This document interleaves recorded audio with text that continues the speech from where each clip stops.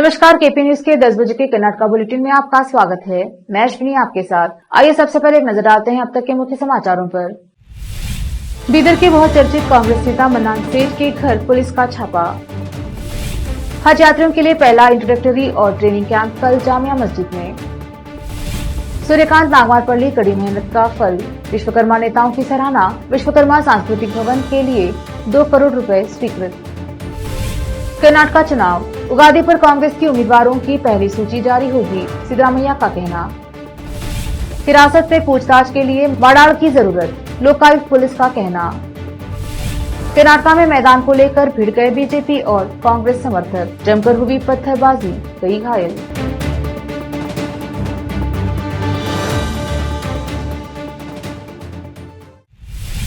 समाचारों का सिलसिला शुरू करते हुए देखते हैं समाचार विस्तार से। पहले समाचार स्थानीय।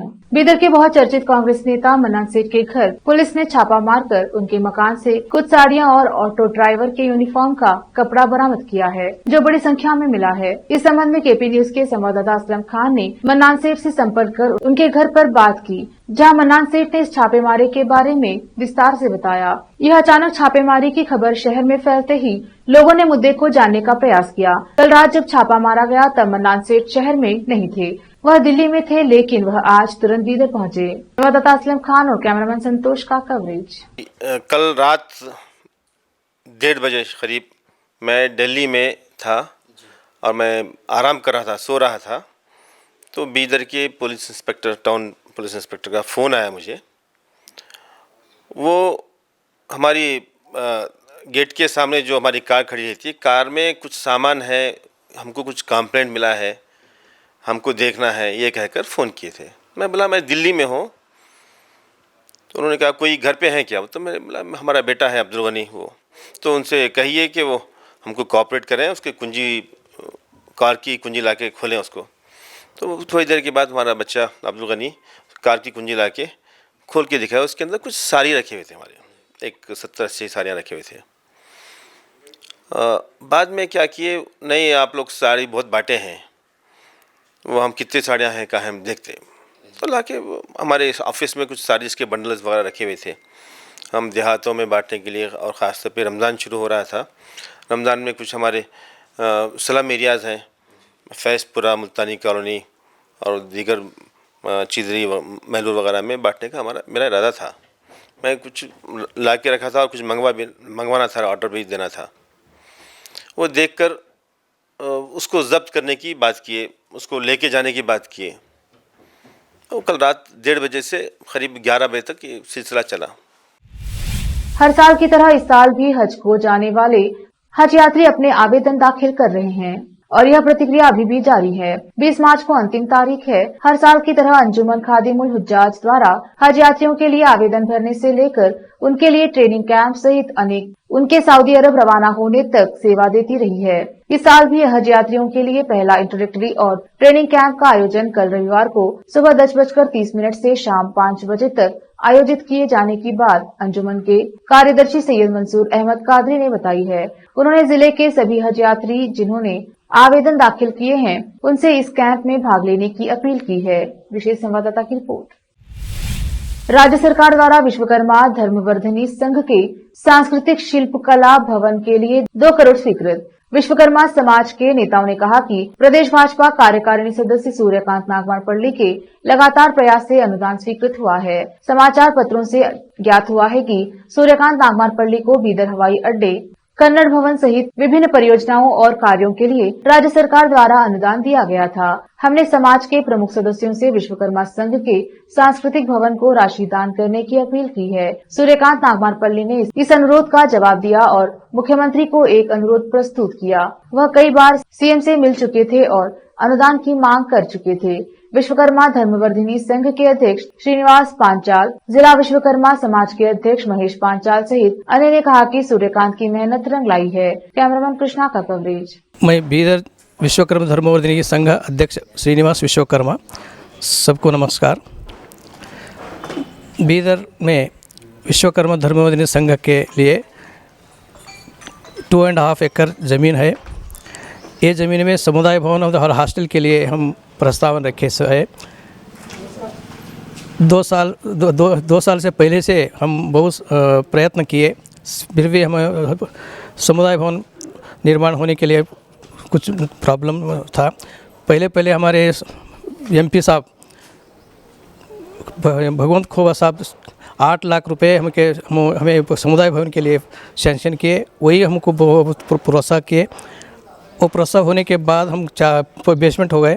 उसके बाद बाकी के पैसे पूछने के लिए हम बहुत सारे प्रयत्न किए तो नहीं हुआ। उसके बाद हमारे सूर्यकांत नामरपल्ली साहब जो लेटर दिए, वो लेटर से हमें बहुत आसानी से हमारे काम 2 करोड़ रुपए सैंक्शन हुआ। इसलिए सूर्यकांत नामरपल्ली साहब को और प्रस्तुत हमारे बसवराज बोम्माई मुख्यमंत्री को हम विश्वकर्मा धर्मवर्धिनी संघ और बीदर जिला विश्वकर्मा समाज के तरफ से अनंत धन्यवाद बोलता हूँ। कितना रिलीज हुआ, सब काम पर बना रहे हैं? 2 करोड़ में 50 लाख रुपए रिलीज हुए, वो काम 75% कंप्लीट हुआ। काम पर चौड़ी रोड 45 सर्वे नंबर आटो नगर के पास। और आज में हंगरगांव और सावरगांव के बीच ब्रिजकम बैरेज के निर्माण में लाखों रुपए का घोटाला मंत्री प्रभु चौहान द्वारा किए जाने की बात औरा तालुका पंचायत दीपक पाटिल ने बताई है। उन्होंने हमारे चैनल के संवाददाता असलम खान से बात की। संवाददाता असलम खान और कैमरामैन संतोष का कवरेज। हमने परसों एक प्रेस कॉन्फ्रेंस करके औरा हंगरगा और सावरगांव के बीच में जो ब्रिजकम बैरेज बन रहा है, अपस्ट्रीम ब्रिजकम बैरेज जो बन रहा है, वो 69 करोड़ का है। वो बैरेज के बारे में हमने बात किया था। हमने वो बैरेज वहाँ पर बनाना ज़रूरी नहीं है। वो बैरेज बनाने से हमारे तालुकों के किसानों को उससे कुछ फ़ायदा नहीं होगा। वो जो प्लेस है वो अनसाइंटिफिकेड है, उसका जो रिपोर्ट बनाया गया है वो अवैज्ञानिक है। 70 करोड़ का वहाँ पर बैरेज बनाने का ज़रूरत नहीं है।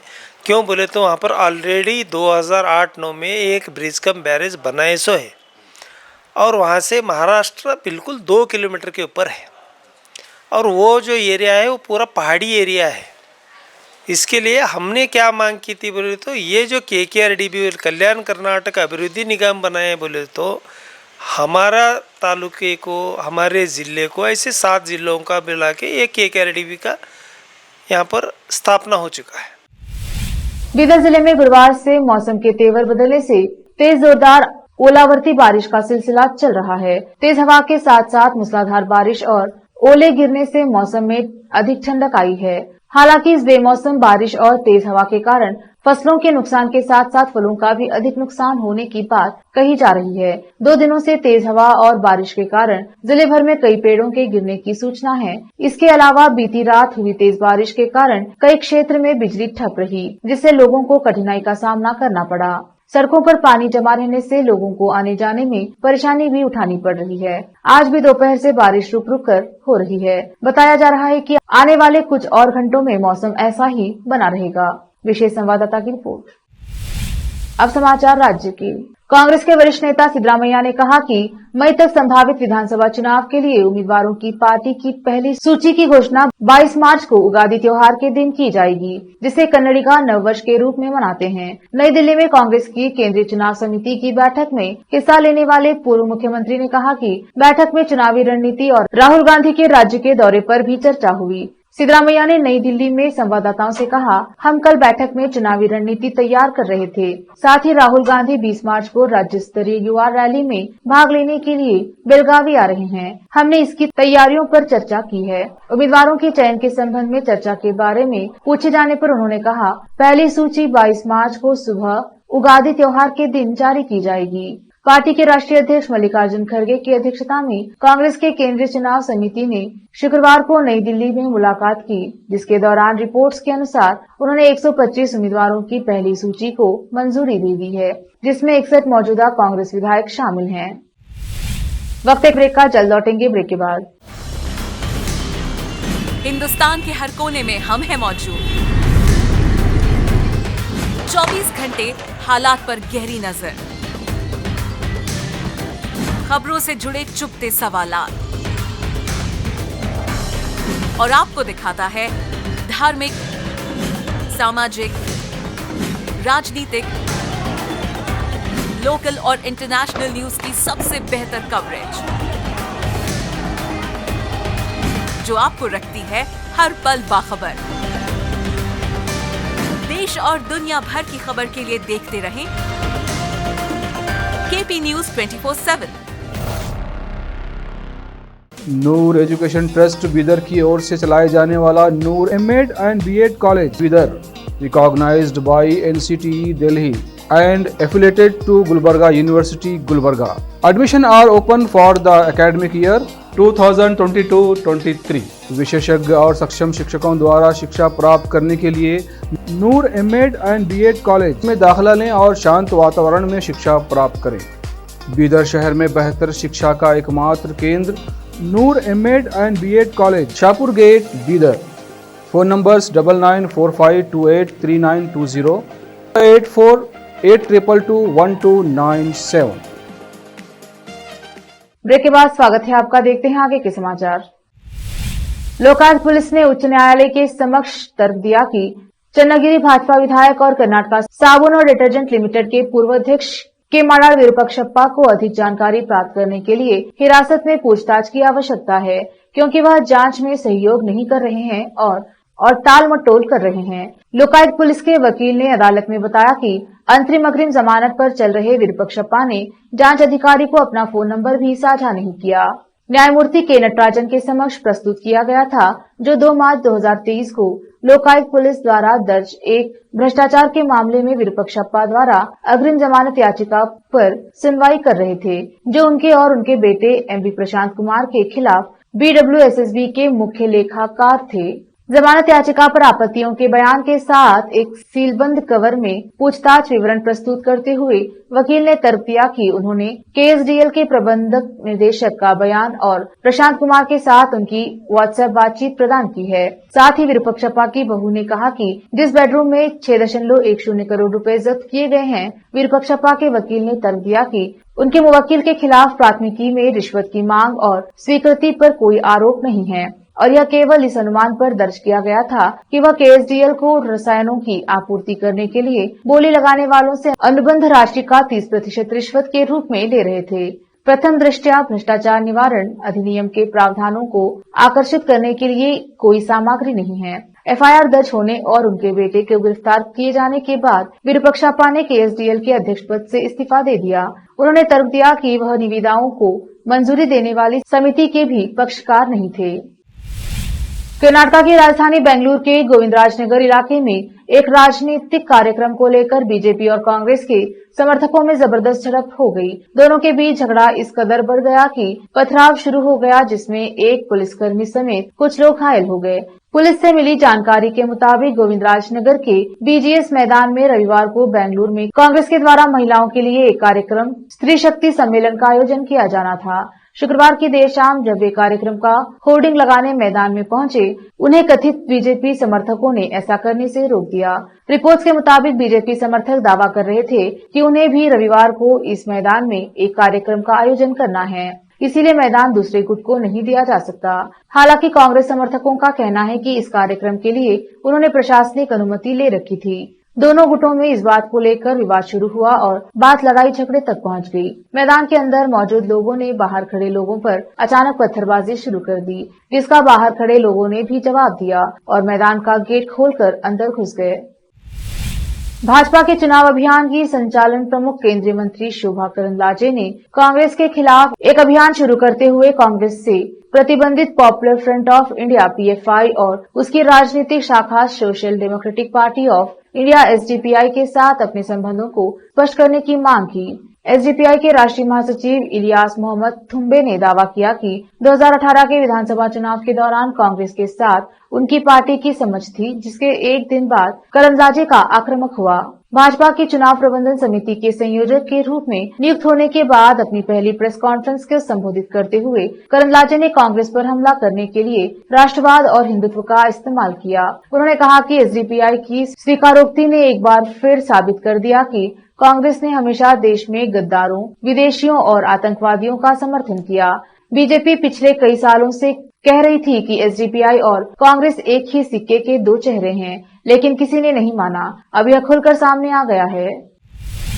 विधायक KS ईश्वरप्पा ने आरोप लगाया कि Congress social democratic party of India SDPI और popular front of India PFI जैसे राष्ट्र विरोधी संगठनों के साथ हाथ मिलाकर आगामी विधानसभा चुनाव का सामना कर रही है। शनिवार को यहां मीडिया कर्मियों से बात करते हुए उन्होंने कहा कि एसडीपीआई और पीएफआई के सदस्यों को देश विरोधी गतिविधियों में शामिल होने के लिए राज्य से निर्वासित कर दिया गया था। पुलिस और राष्ट्रीय जांच एजेंसी ने देश में प्रतिबंधित आतंकवादी संगठन इस्लामिक स्टेट के साथ पीएफआई कार्यकर्ताओं के संबंधों का पता लगाया है, लेकिन कांग्रेस ने चुनाव जीतने के लिए उनसे हाथ मिला लिया है।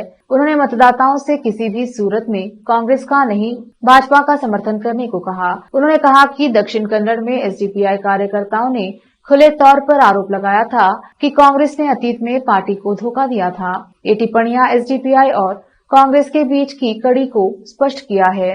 कांग्रेस नेता सिद्धरामैया के कोलार विधानसभा क्षेत्र से चुनाव लड़ने पर उन्होंने कहा, अगर कांग्रेस नेता विधानसभा चुनाव लड़ते हैं तो वह जीत नहीं पाएंगे। इस निर्वाचन क्षेत्र में दलित समुदाय के 60,000 से अधिक वोट हैं। वे अतीत में जी परमेश्वर, श्रीनिवास प्रसाद और मुनियप्पा की हार के लिए सिद्धरामैया के खिलाफ अपना आक्रोश व्यक्त करने के लिए उत्सुक हैं। यहाँ तक कि वो कलिंगा भी उससे बदला लेने के लिए तैयार हैं। ईश्वरप्पा ने भविष्यवाणी की है कि यदि सिद्धरामैया अल्पसंख्यकों के मतदाताओं के भरोसे चुनाव का सामना करते हैं तो पूर्व मुख्यमंत्री को हार का सामना करना पड़ेगा। बीजेपी के राष्ट्रीय महासचिव सीटी रवि ने कहा कि टीपू सुल्तान ने हसन का नाम कैमाबाद रखा था। अगर टीपू और उनकी विचारधारा जीवित होती तो हसन आज कैमाबाद बन जाते। क्या जेडीएस के नेता एचडी कुमारस्वामी भी इसे ऐसा कहना चाहते हैं? उन्होंने कहा कि उरीगौड़ा और नंजेगौड़ा ऐतिहासिक व्यक्ति थे और यह सच है कि उन्होंने टीपू सुल्तान को मार डाला।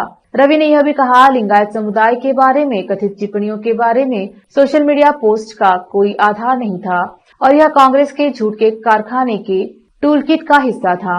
उन्होंने कहा, लिंगायतों ने मुझे अपने बेटे की तरह माना है। हिंदुत्व को छोड़कर मेरी कोई जाति या संप्रदाय नहीं है। कांग्रेस नेताओं ने पहले वीरशैव लिंगायतों को विभाजित करने की कोशिश की थी और वे इस झूठ को गढ़कर एक और गलती कर रहे हैं। कांग्रेस के गारंटी कार्ड को झूठा कार्ड करार देते हुए रवि ने आरोप लगाया कि कांग्रेस की वारंटी खत्म हो चुकी है और वह लोगों को झूठे गारंटी कार्ड दे रही है। उन्होंने कहा कि कांग्रेस और झूठ एक ही सिक्के के दो पहलू हैं। भाजपा नेतृत्व जीत की क्षमता के आधार पर विधानसभा चुनाव के लिए उम्मीदवारों का चयन करेगा। रवि ने कहा, हम पूर्व मुख्यमंत्री बीएस येदियुरप्पा के मार्गदर्शन और मुख्यमंत्री बसवराज बोम्मई के नेतृत्व में चुनाव लड़ रहे हैं। Social democratic party of India SDPI के राष्ट्रीय महासचिव इलियास थुम्बे ने दावा किया है कि कांग्रेस ने 2018 के कर्नाटक विधानसभा चुनाव में उनकी पार्टी को धोखा दिया। हालांकि दोनों पार्टियों के बीच एक मौन समझ थी। थुम्बे ने गुरुवार को दक्षिण कन्नड़ जिले के बंतवाल में पत्रकारों से बात करते हुए कहा, हम फिर से कांग्रेस के साथ जुड़ने की गलती नहीं करने जा रहे हैं।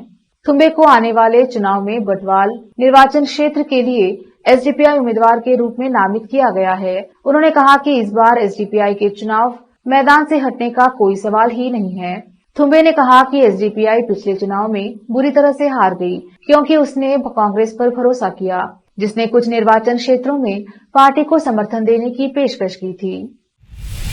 फिर से एक नजर आज के मुख्य समाचारों पर।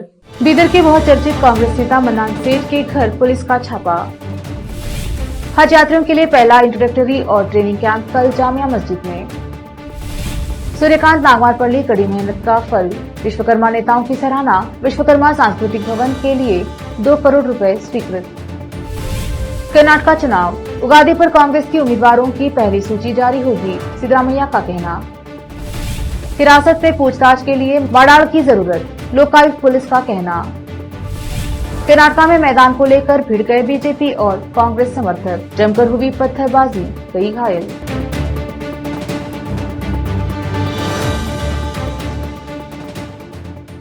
केपी न्यूज के कर्नाटक के बुलेटिन में आज इतना ही। देखते रहिए केपी न्यूज 24/7। धन्यवाद।